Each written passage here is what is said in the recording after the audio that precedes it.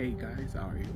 It's been a while since we did a catch up, and a whole lot of things have been happening. And as they've been happening, I've just been at a place where I was trying to learn and figure out what to do when you experience a setback. The thing is, most of us, now I'm speaking from experience, is we have goals, we have aspirations, we have targets, and there are times when we actually make moves and do a whole lot of stuff in pursuit of the goals and the visions that we have. But as we are on that journey, we experience failure, we experience setback. And for most of us, when we do experience that, we get stuck at that point where we have experienced a setback. And I was at that place. I was at that place where I experienced, a setback, and I was just stuck there.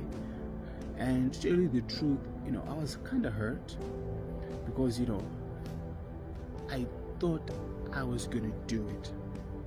I thought I was going to experience that win, which I was working hard for.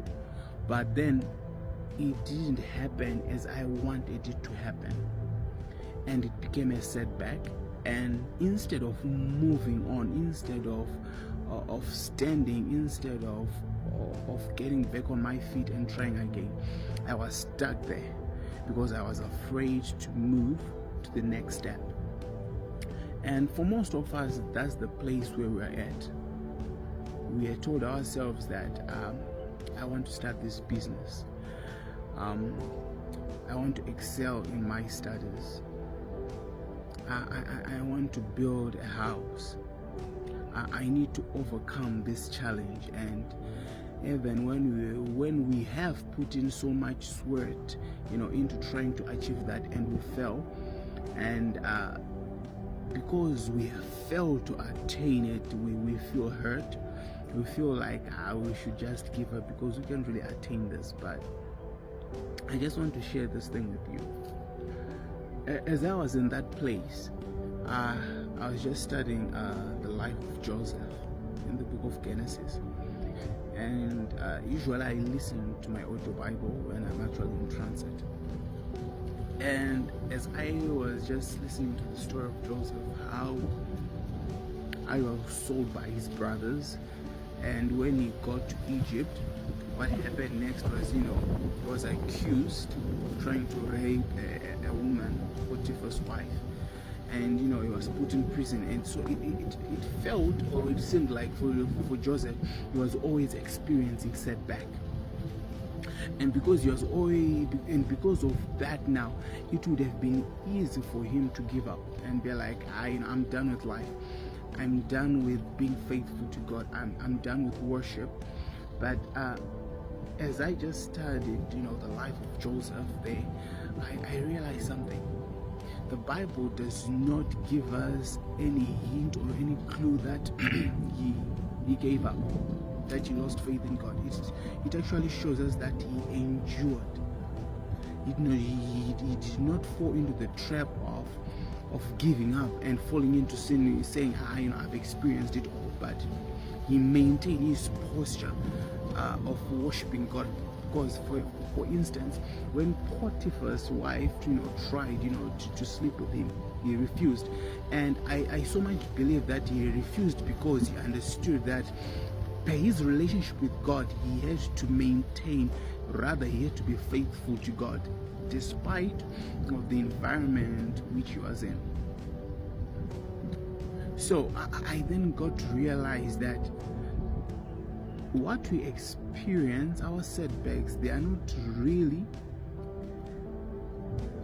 they are not there, or they won't be the key that now kind of like pushes us now to a place where we will be kind of like So what we experience then is not a license for us to be like, let me stop worshiping, let me give up, let me start, searching for other alternatives.